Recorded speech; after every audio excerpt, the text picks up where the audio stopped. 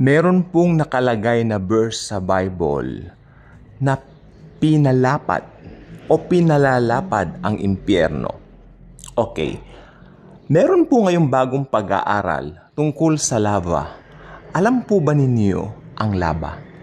Ito po yung mga ibinubuga ng bulkan, just like in the case of Mount Pinatubo, erupted June 15, 1991. Nailubog nito ang ilang lugar dini sa may bandang Pampanga, malapit din dito sa atin sa Maynila, during that time. Marami mga ashes, mga ash falls coming from Pampanga. Pumunta rito sa Maynila. Would you believe that? Alam po ba ninyo na napakainit ng ibinubuga ng bulkan? Napakainit. Grabe. Okay. At naisip po ba ninyo ang mga scientists? Sinasabi lang nila merong apoy sa ilalim ng bulkan at ito ay pag sobrang tagal na yung kumbaga parang kumukulo na, ito ay sumasabog. Di po ba? Ngayon nagbubuga ito ng lava, nagbubuga ng ashes, kung saan-saan napupunta, especially sa mga karatig na places nito. At meron tayong napag-aralan ng mga nakaraan. Sabi ko po, may 3 uri ng impyerno. Meron tayong Hades, Tartarus, at yung Gehenna. Isa-isahin nating mabuti. Ang mahalaga, makinig po tayong mabuti para doon sa mga kokontra, I will suggest na itong video, i-play na lang po ninyo ulit. Sapagkat hindi ko po ugali yung nagpapaliwanag dito. Sapagkat sometimes in doing so, meron naman talagang sarado na yung isip. And masasayang lang yung pagtatype ko.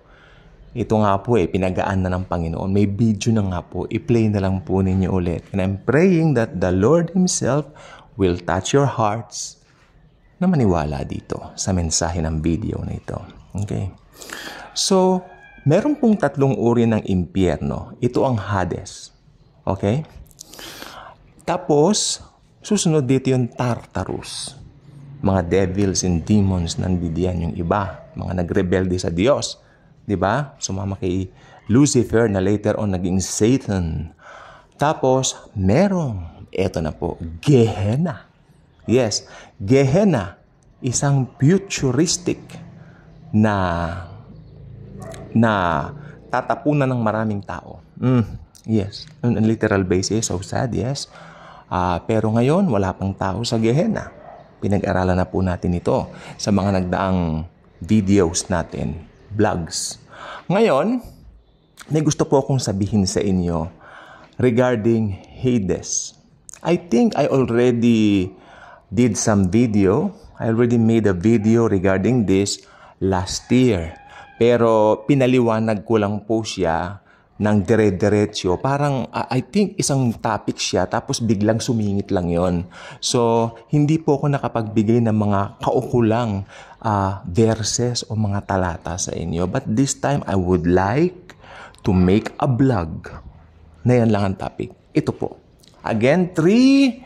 Pakisulat po kung meron kayong mga ballpen. Okay, i-type niyo sa mga cellphones niyo, i-save na lang po ninyo sa mga memories, no? Ito po yung 3 uri ng impyerno. Hades, Tartarus, at Gehenna. Okay, I hope nakuha po nating mabuti, no? Pumunta po tayo sa Hades. Ito po yung sinasabi ko po sa inyo. Maraming nag-comment noon dito na dala ng hindi nila maunawaan. Actually, yung iba upset, nagagalit. Sabi ko, ba't sila magagalit Mas maganda pag-aralang mabuti, hindi ba? Okay, Hades. Ang Panginoong Hesukristo po, nung siya ay namatay sa cross, nagtataka ba kayo saan siya pumunta? May pinuntahan si Jesus. Okay. Siya po ay pumunta sa prison na tinatawag. O yan. Prison ang binanggit ng NLT. Bago po ako mag-record kanina, naghahanap ako dito sa apps ko. Meron akong YouVersion na Bible dito sa cellphone. At talagang maganda yung YouVersion sapagkat lahat ng mga versions nandito na. Napili ko ang NLT sapagkat nare-represent talaga nito yung diwa ng gustong sabihin ng talata. Okay. 1 Peter chapter 3 verses 19 and 20. Would you take down please? Take this down please, no? Pakisulat. 1 Peter chapter 3 verses 19 to 20. So he went and preached to the spirits in prison, those who disobeyed God long ago, when God waited patiently while Noah was building his boat. Only 8 people were saved from the drowning in that terrible flood. Hindi naman natin topic dito yung flood ni Noah. Pero makikita po natin yung diwa nito even doon sa mga unsaved people. Alam niyo yung mga disobedient, those who are laughing while Noah was building the ark. In fact, 100 years po niyang ginawa yung ark na yon. Nagbigay ang Diyos ng tsansa sa mga tao na magsisi, pero tinatawanan, tinutuya, binubuli nila si Noah. Ito po yung mga taong yun na namatay sa flood. Sila po yun. Pinuntahan po sila ni Jesus. Makinig pong mabuti. Okay. Ganito po ngayon yan. Ito na po tayo. Sana makinig pong mabuti kasi yung iba kung ano nang sinasabi sa akin, even kung magbasa ka ng Biblia, may mga pagganon-ganon sila. Okay, now may talata tayong binasa ko, ano? Makinig pong mabuti. Nung Old Testament times, ito na po, ang pinupuntahan ng mga saved at mga unsaved ay halos magkadikit lang or magkalapit laang.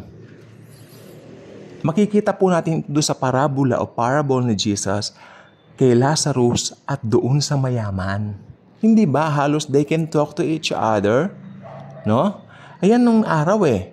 Pero alam po ba ninyo, again, uulitin ko, ang pinupuntahan ng kaluluwa ng mga unsaved at mga saved during that time ay halos magkalapit lang. Nandoon sila sa tinatawag na pit. O yan. Pit. Pit yun. Maski yung mga saved, nasa pit. Actually, nasa Hades din po dati. Yung mga, ito na po, nasa Hades din po dati yung mga saved. Kung di ako nagkakamali, ganun po. Halos pwede rin isalin ng Sheol. Natatandaan nyo, may Sheol, may Hades, nasalin. Kasi halos magkalapit lang po yung pinupuntahan ng mga saved at saka unsaved. Ngayon, ito po yung pinaka-heart of the matter. I hope makuha kong mapaliwanag mabuti. Nang mamatay ang Panginoong Hesukristo, nangaral siya doon sa mga unsaved. Ito po binasa natin, 1 Peter chapter 3 verse 19. Amen. And then, syempre, namatay na po siya rito. Nangaral siya.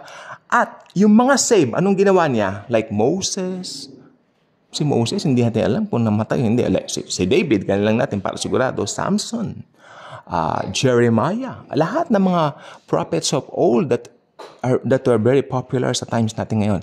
Lahat ng mga yan, pinuntahan ni Jesus at sinabi niya, tara na po, malaya na kayo dito sa Hades. Pero yung Hades na yan, magandang place din dati yan. Kaya lang, malapit nga lang po sila doon sa pinuntahan ng mga unsaved. So ang ginawa ng Panginoong Hesukristo, dinala niya sila ngayon sa third heaven. Ayun na po. Nangyari po yan nung namatay siya sa krus.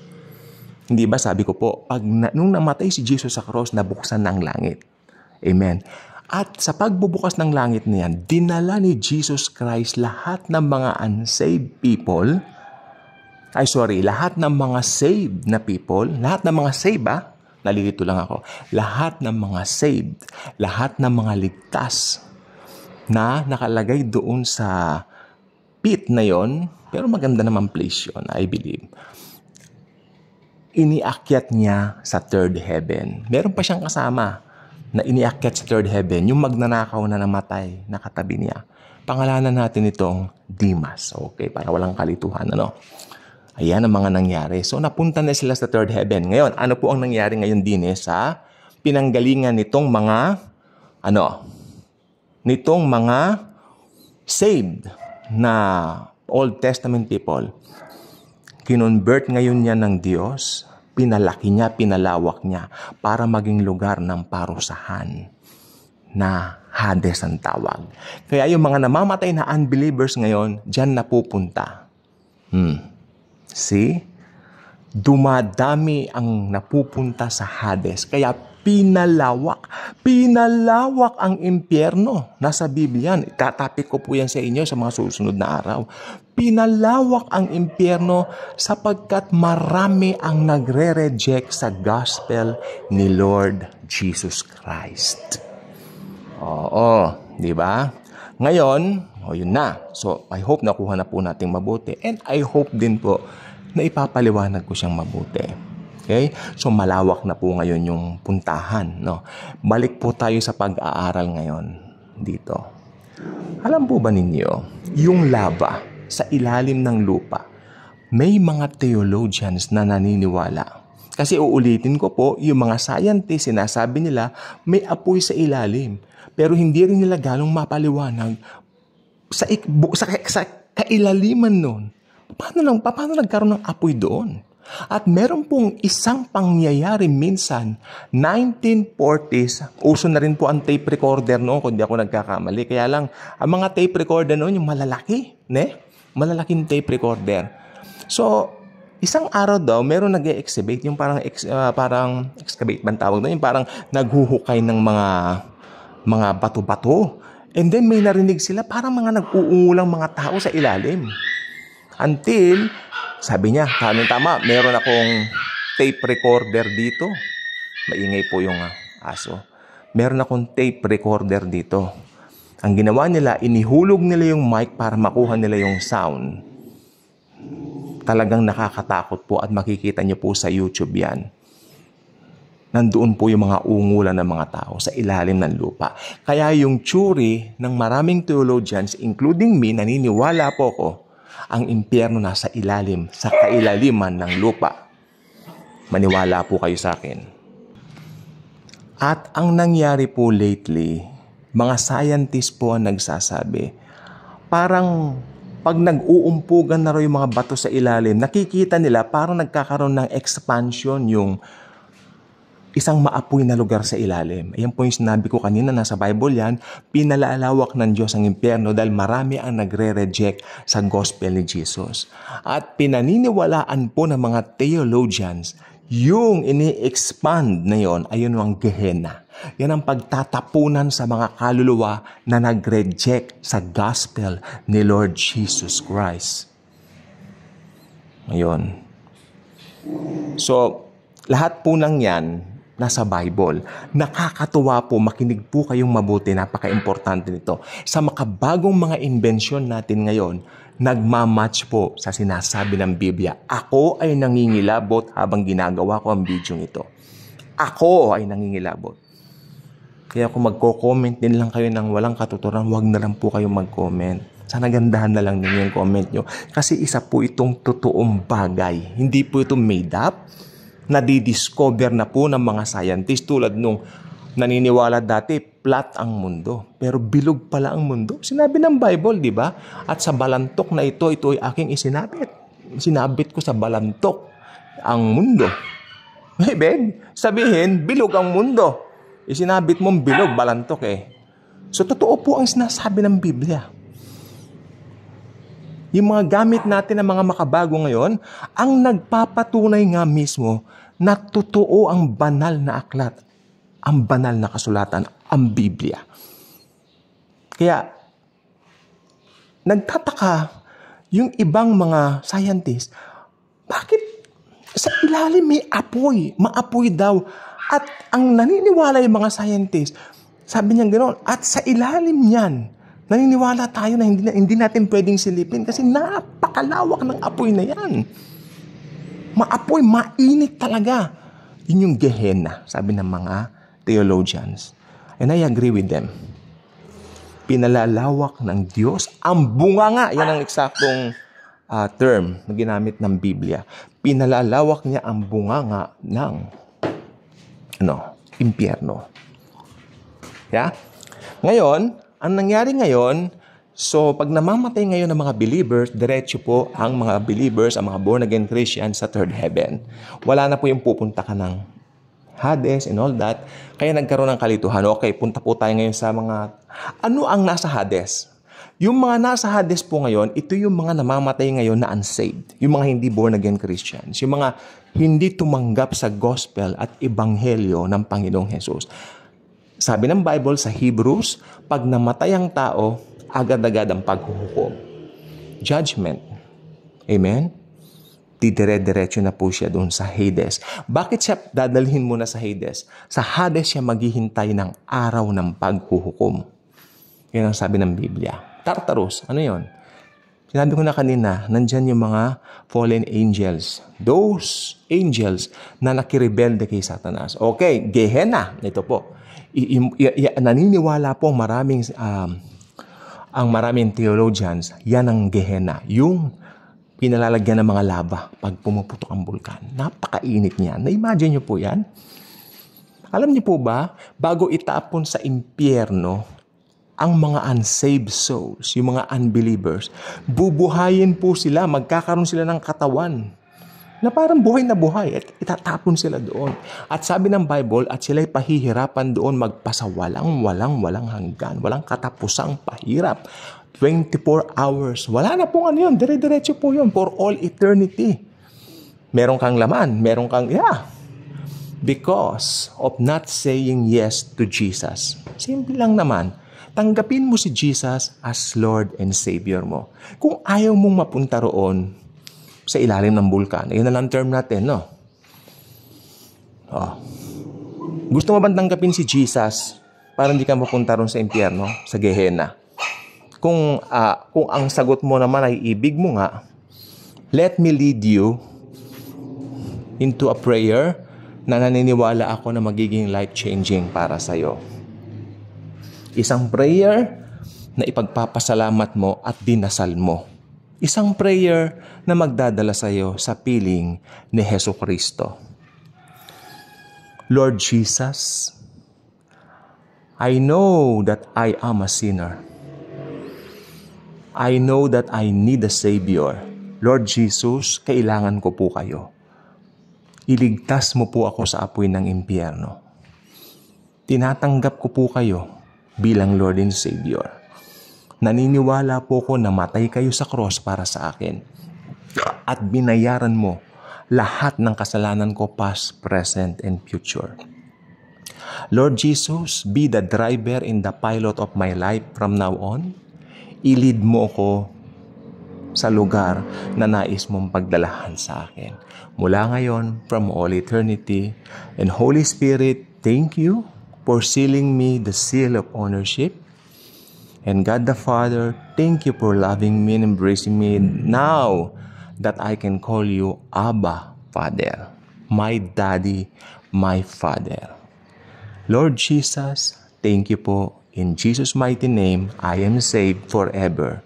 At hindi na mawawala ang aking kaligtasan.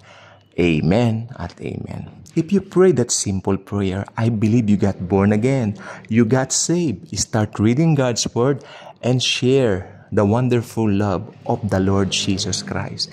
You can avoid hell if you want to.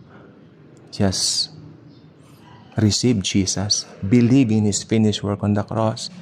And the Bible clearly states that you will never, ever go to hell. And the Bible clearly states also in John chapter 10 that we are being held right now by the Father and the Son with the loving care of the Holy Spirit. Hindi niya na tayo pakakawalan. I suggest you listen to the song In Your Hands by Hillsong. Yang kantang yan na nagpapatunay ng ating eternal security. Lagi nating tatandaan, Jesus is for us. At sinabi ng Biblia, if Jesus is for us, who can be against us?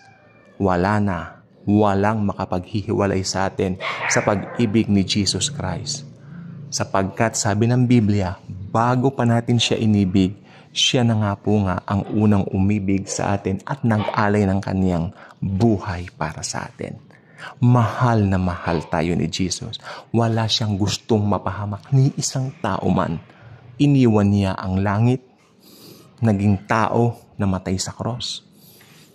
Pinagkaloob niya ang pag-ibig mula sa langit tungo sa ating mga puso. From heaven straight to our hearts. Kaya kung hindi ka pa subscriber sa ating channel, I invite you to do so. Click mo ang notification bell, share this video, share Jesus. Napakahalaga po ng video na ito. It's a matter of life and death. So I expect you to share this video. Parang concern mo na rin sa mga tao na alam mo wala pang pagkakilala sa Panginoong Jesus. Thank you, and Jesus truly loves us all.